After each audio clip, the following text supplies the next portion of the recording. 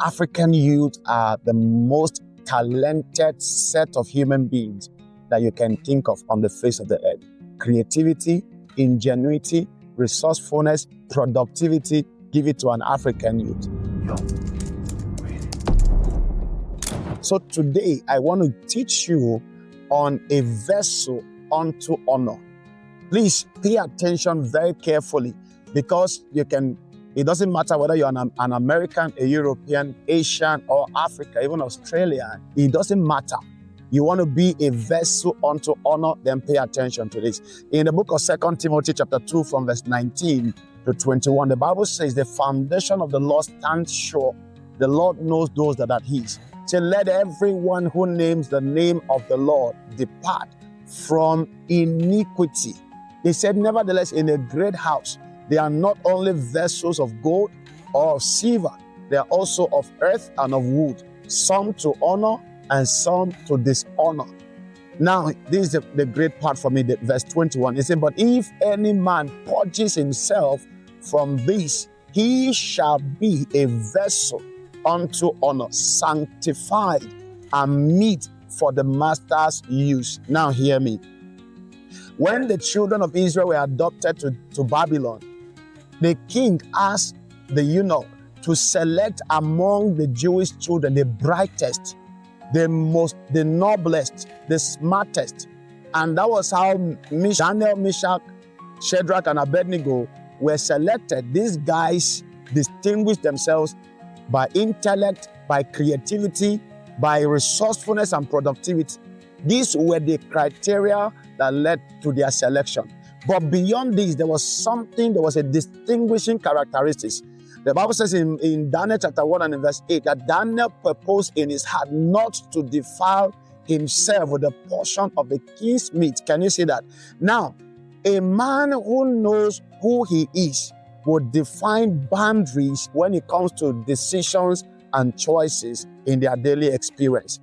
There are people that anything goes. They wake up every morning, no plan, no scheme, nothing. Whatever comes their way, in fact, they are bored if there's nobody around them. So they are always crowded. They have a crowded environment. Their space is toxic and overcrowded with people that have zero value to their lives. That is the reason why it looks like you're wasting your time and you're thinking that it's because you're living in Nigeria. That is why things are difficult for you. There are people succeeding exceptionally in Nigeria and even in your neighborhood. There are people even from your community that are at the top, highest echelon of society by personal discipline and consistent action on a daily basis. So you want to be a vessel unto honor. You may be made of gold, but that's not a guarantee of honor. You may be made of silver, but that's not a guarantee of honor. You may be made of wood, that's not a guarantee of honor. You may be made of earth, that is still not a guarantee of honor. What guarantees honor is any man that purges himself. So how are you purging yourself? Purging means put aside anything that has no value to you. Friends, activities, engagement, environment. What are you engaging your time at? Who are you engaging your time with? How important are they to your life? Purge yourself, purge your conscience, purge your vessel, purge your utterance. It means also that you need to learn how your lingo must improve. You have oil on your head, but you cannot communicate. You have not purged yourself. You have oil on your head, you can communicate, but your appearance stinks. You have not purged yourself. So a vessel that will be unto honor is a vessel not of gold, not of silver or earth or wood, but a vessel that is purged, thoroughly furnished for the master's use. The master is calling for you. Again, before I close, Joseph was in prison, but Joseph has a special apparel waiting for that day.